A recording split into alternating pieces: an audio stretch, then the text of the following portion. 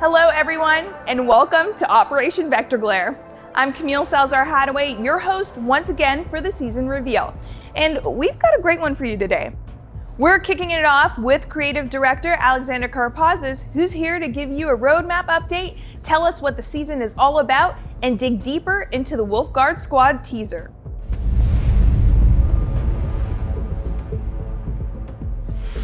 Back at the SI, we mentioned that we'll be revisiting our roadmap for the year every single season. We're immensely proud of everything that we're delivering this season. However, we do have a delay in season 3. We released Emerald Plains, and we're really happy with the reception that that map has received. That means that we want to build on that momentum and be more ambitious for our next map. So Singapore will move from season 3 to season 4. Where we can give it more time and more love to be a bigger, bolder new map than you've ever seen before in Siege. So the vision of the season for Operation Vector Glare is a big one for us. We're introducing a new operator, Sense, and they're coming with a new weapon to the game as well as an amazing ability. We're also introducing a new team deathmatch map. This is a new space where players can jump in and warm up. On top of all of this too, we're introducing the shooting range, where you can jump in, test recoil, test your weapon loadout, and have a lot of fun. We talked about squads in Rainbow Six Siege, both as a narrative tool for us to tell new stories about our operators in the field, and as a way of explaining the kind of segmentation that Rainbow Six is experiencing right now, with Nighthaven leaving, Rainbow Six proper, and Harry splitting up all of the operators into each individual squads. We're introducing Wolfguard this season with our new operator Sense, and you saw a bit of a teaser just the other day about this new squad. This is led by the captain Doc, and Sense is joining the squad as well as a couple of other operators from the game. This is important for us because now we can tell stories about these operators in the field, and you'll see more of that at the start of the season. This doesn't affect gameplay, but it's a new way for us to tell the stories of these operators, how they work together, and how they struggle against real-life missions. You'll be experiencing more of their story at the start of Season 2 Vector Glare. Now, let's get a sneak peek of some Vector Glare gameplay, courtesy of Chris Waters and the Ubisoft News team. There's a lot of power in lines of sight in Rainbow Six Siege, but what if you were watching an angle and all of a sudden you saw this? Would you shoot it? Melee it? Approach it slowly and try to walk through it? Oh, don't do it! No, don't worry about it. It can't hurt you. It's a wall made of light, created by the ROU projector system, and you have Sense to thank for it. Sense is the new attacker, arriving with Operation Vector Glare. And they're also bringing a new weapon with them, the high-capacity POF-9 assault rifle. Take it for a spin on the new shooting range and see how you like it. Then put it through its paces on the new team deathmatch map, Close Quarter. The dev team's got the details on all these things, as well as more to share on giving some operators a third secondary weapon option, implementing the first phase of the reputation system, and your chance to score some free operators. All this and more is coming with Operation Vector Glare. Let's get to it. Sense is set to join the attackers, and their unique gadget is suited for all kinds of situations. Game designer Mathieu Lacombe is going to tell you more about it, but first, let's discover a bit more about how Sense was developed with concept artist Sunshine Kim and director of gameplay design Jeremy Covant.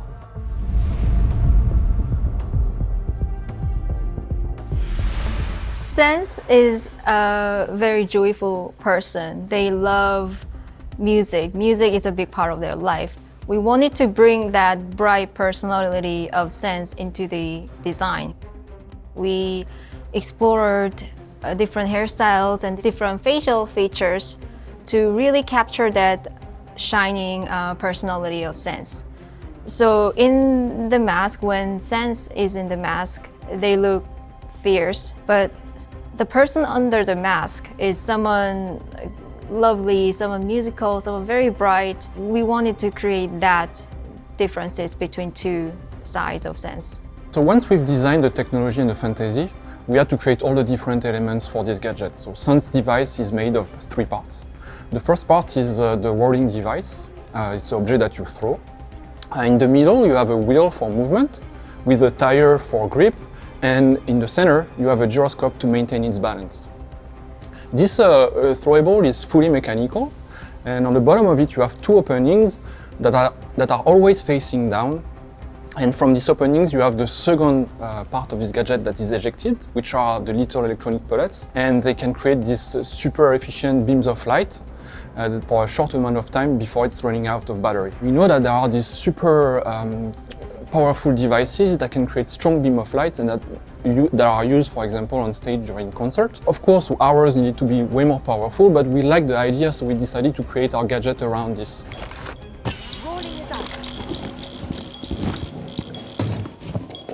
So Sounce is a 3L'd 1-speed attacker that is coming up with Vector Glare. Sounce gadget is the ROU projector, which stands for the Rolling Obstructive Utility. This is a rolling device that you toss. It's a throwable gadget. It rolls around. It will bounce off in a pool-like fashion, so it enters a corner and leaves the corner in the opposite angle. This will allow the players to have some really creative use of the gadget, and as it travels along, it will leave some projectors along the path.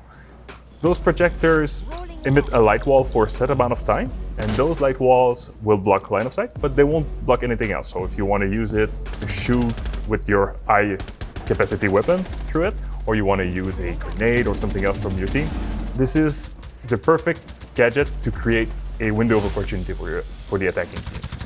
After a set amount of time, the light wall will retract and they will fade away. We have the 417, the Gun 6, the 9mm SDP 9mm, the secondary art breach, and the Claymore. So we have a really big package that is topped off with the POF9, the really brand new assault rifle that we're bringing with this season. It's a high capacity, low damage, and low destruction assault rifle, but it's really reliable. Sounce is a pure support. We see Sounce as the quarterback. So we have Sounce bringing the diffuser, creating windows of opportunities for the rest of the team. You can hunt roamers, you can secure a plant. There's really a lot of things that you can do with the ROU projector. You take the POF9, you take the secondary art breach, so you're bringing a lot of utilities for your team.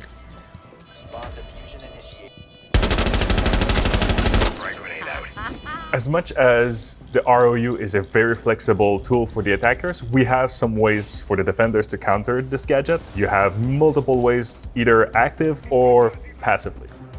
Jaeger will interact only with the wheel part of the ROU. So if you have your wheel rolling in, leaving 3 projectors, and it gets into the range of a Jaeger, it will get zapped, but it will leave the 3 projectors that are already there. Wamai can also counter the ROU. The magnet will catch the wheel. It will stop the wheel from doing its thing. It will then release it with a new direction, and a lot of chaos will happen from there. The interaction between Aruni and Sounce gadget is really both ways. We have the small gap at the bottom of the Aruni gate that you can slip the Sounce right underneath it. But if Sounce tosses it in the middle of it, well, it will get destroyed.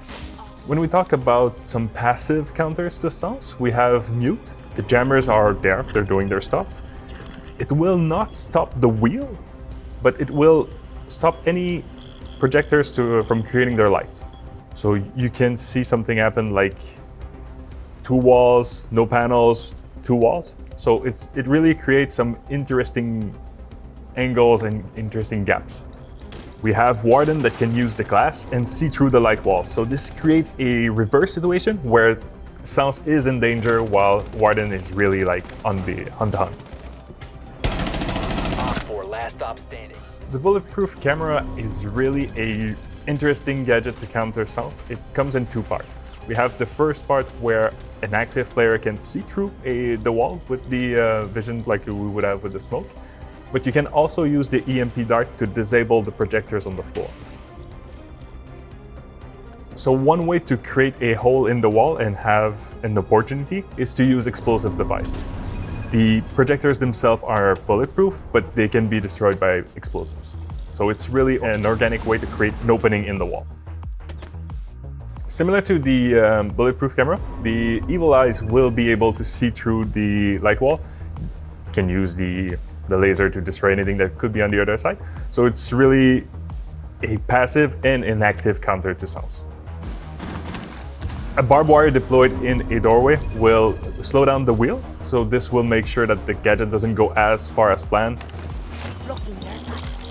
Sounds is a very versatile operator, so you have all of those possibilities, those opportunities to use your gadget and create some windows of opportunities, create some awesome play. It's really an operator that is made for you, so I can't wait to see the creative plays that you come up with. Come here! I dare you! Diffuser is online and active.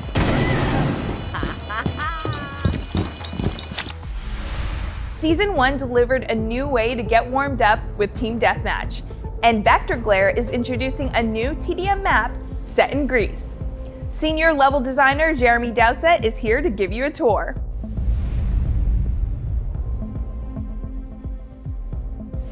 It's a brand new map that's designed just for TDM and not for Plant Bomb. So you're going to have a different feel, looser angles for sure, a much faster, chaotic gameplay, and you're definitely not going to have the defensive setups. It's designed so you're not going to be safe.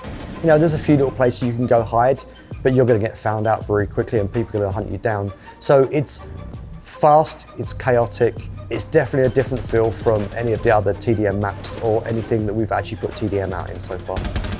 In the world of Rainbow, this is a training facility. And so the whole thing is designed to be modular, and you'll see that in the art style, there's lots of little hooks for cranes to pick up sections of the map and walls. In the fantasy is it can be changed into anything else very, very quickly.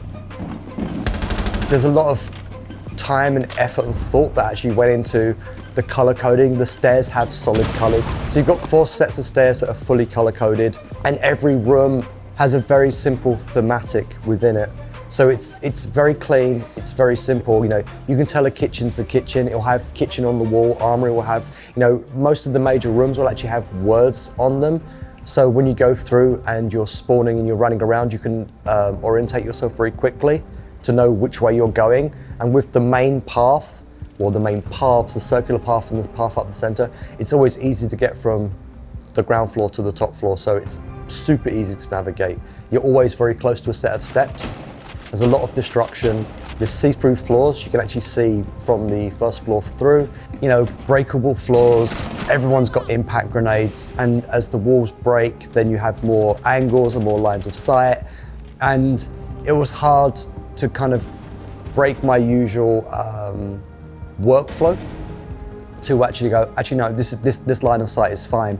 Rather than trying to constrain it like we do in a competitive map, just being a little bit more free with the angles is actually quite rewarding and quite different. It's a lot of fun. It's chaos, but it's a lot of fun. The rounds are definitely going to be much faster because it's much cleaner, but when it comes to warming up your mechanical skills and your aim for going in and playing ranked, this is probably the best map for doing that. It's so fast-paced, it's chaotic. 2-3 rounds of this map, you're going to be warmed up and ready for rank, that's for sure. During the Year 7 reveal panel in February, Emmanuel Larive from the Player Behavior Cell laid out some important measures in our fight against toxicity. He's here to discuss what we're doing now and what's next.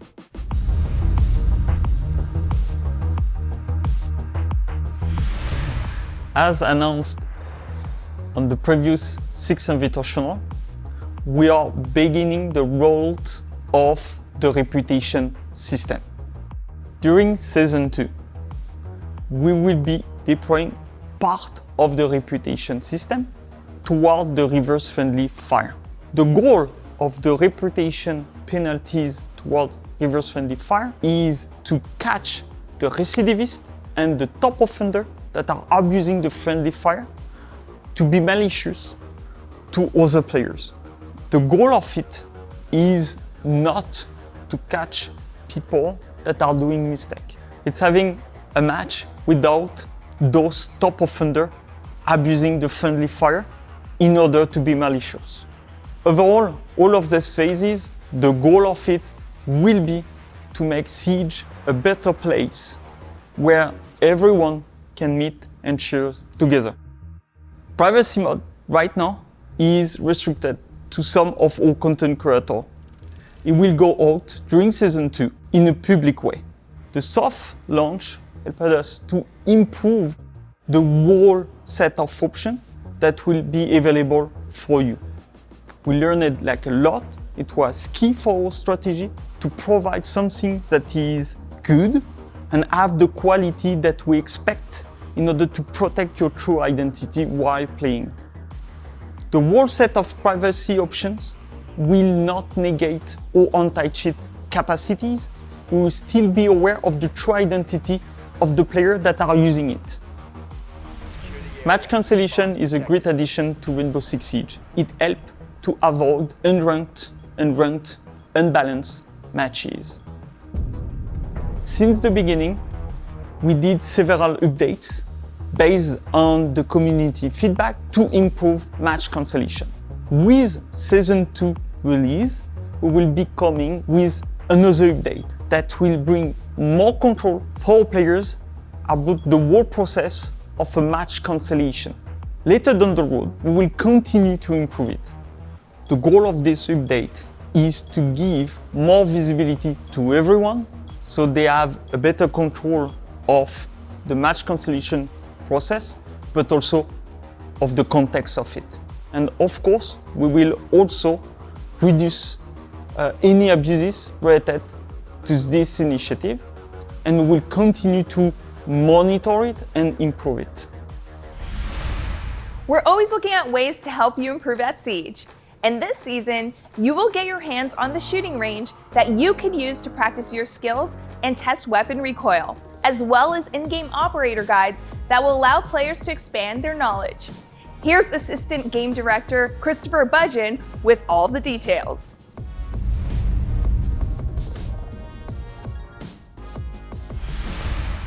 During the Year 7 reveal, we talked about how onboarding is an important part of Rainbow Six and our future and where we want to go. And we're really excited to show you what's next coming this season and Season 2. The shooting range is a great tool to learn the specifics and characteristics of each weapon, the different attachments, and the different situations that they perform best in.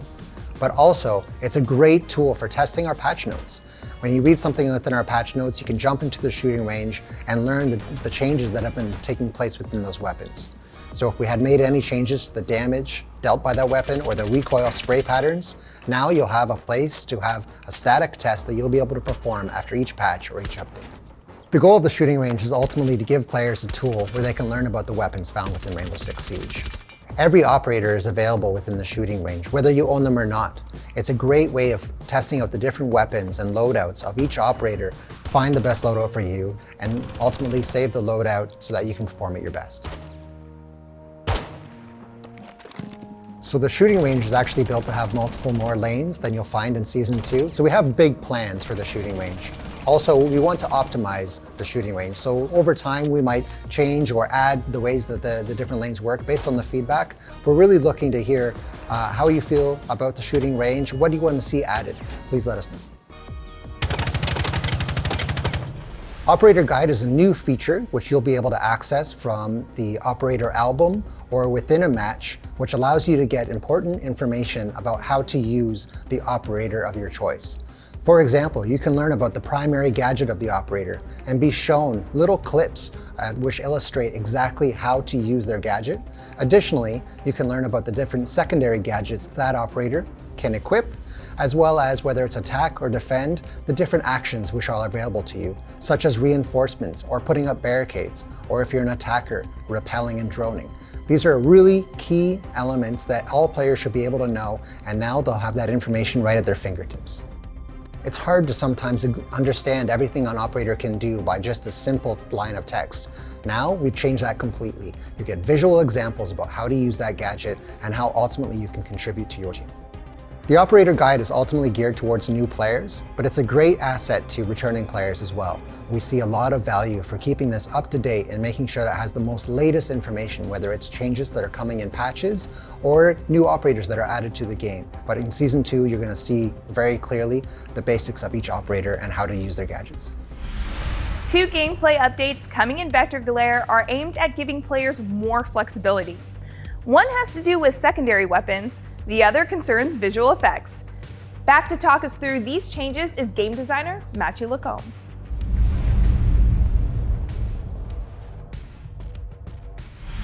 We are bringing a third option in the secondary weapon slot. You can think of it as the primary weapons. Some operators have 3 options. We're giving the same for secondary weapons. This will bring back options that were previously lost because we had it the Gun 6, we had it the SMG or shotgun. So this is bringing back options for the players. We have a lot of them. We have Kali, we have Clash, Amaru, Finka, Lion. Like all of those are getting back the weapons that they lost previously. This allows us to create more diverse loadout when we want to make sure that you have a pistol, a secondary SMG, secondary shotgun. We don't do compromise because we only have 2 slots. We have 3 slots and we can make the best loadout that we can deliver for you. Back in Year 6, Season 3, we reduced the overall screen shake that was produced by explosives or gadgets around you to give more comfort to the players. Like we heard you saying that it was a bit too much. This season, we're bringing 3 options for the players. We have what we have currently in life. So if you enjoy the way Sieges, we are not touching this for you. We have the second option, which is having the screen shake, but just toned down a bit. And the third option is to completely remove this. This will allow our players that are affected by motion sickness to really enjoy the game a lot more than they could before. In Siege esports, tactical timeout is an important part of the competitive setting. In Operation Vector Glare, we're enriching this esports-inspired option for custom games so you can properly set the stage. Esports director Wei Yu has more on these and another big update for the competitive scene.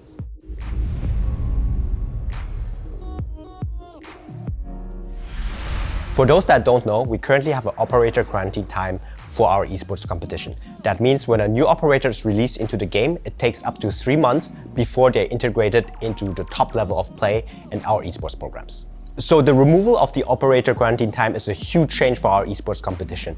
I think it has been over 3 years that this has been in place, and we're now removing it because it really is a testament to our balancing teams, our game designer teams. We feel that our operators are now ready from the start to be integrated in the highest level of competition. For the professional players, it means they have to adapt faster to the new meta. The new operators are being released into the competition as soon as they are on the live servers, which gives our pro players less time to adapt, but it also means at the same time that the teams that are quicker to adapt have a competitive advantage. On the other side, we have, of course, our players and viewers. For them, it means that as soon as the operators are being released, they are played at the highest level, and you can see the full potential of said operators being played in our leagues across the world. So the tactical timeout feature is a designed for custom games, first of all. It allows players to pause the game for a short amount of time to rediscuss tactics and to realign their approach. It also helps them to potentially take out the wind from the sails of their opponents. In the new scenario or in the new feature, players can directly do this from the menu of the game, but it can also be triggered by the observer or the coach. So the tactical timeout feature is a quality of life change for our esports players, as they will be able to trigger this timeout the same way, no matter if they're playing online or offline. It also means it's easier for the viewers to follow, as it's a unified approach for both LAN and online tournaments. Playing with friends is a lot of fun, and there has never been a better time to bring them to Siege than now. Christopher Budgeon is back to let you know about a new program that rewards both you and your friends.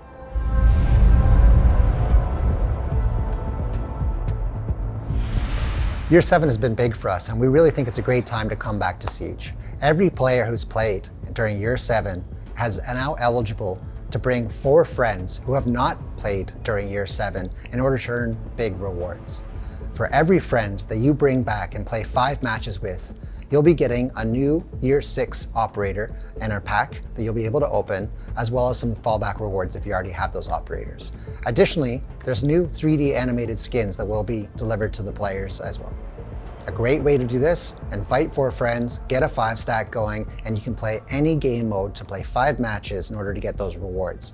It doesn't matter which mode you play, whether that be TDM, ranked, quick match, or event. For each one of those friends, play 5 matches to unlock the rewards. Both the person who's been invited will earn a reward, as well as the referring player. For players who are coming back to Siege, having not played in Year 7, they get to be given a Year 4 or Year 5 operator into their roster. And of course, there's backup rewards if you have all of those operators. Additionally, after coming back and played the 5 matches with the player who brought you back, you'll now be eligible to invite 4 other friends and earn the referring rewards as well. Before we wrap things up, as usual, you can experience Operation Vector Glare on our season test servers starting on May 24th. But wait, there's more. If you like playing as Echo, Abana, or if you're a fan of the Yakuza games, here's an exclusive bundle for you. Enjoy.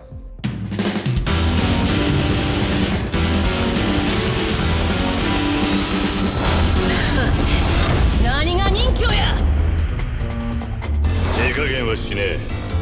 死にてえやつだけかかってこい。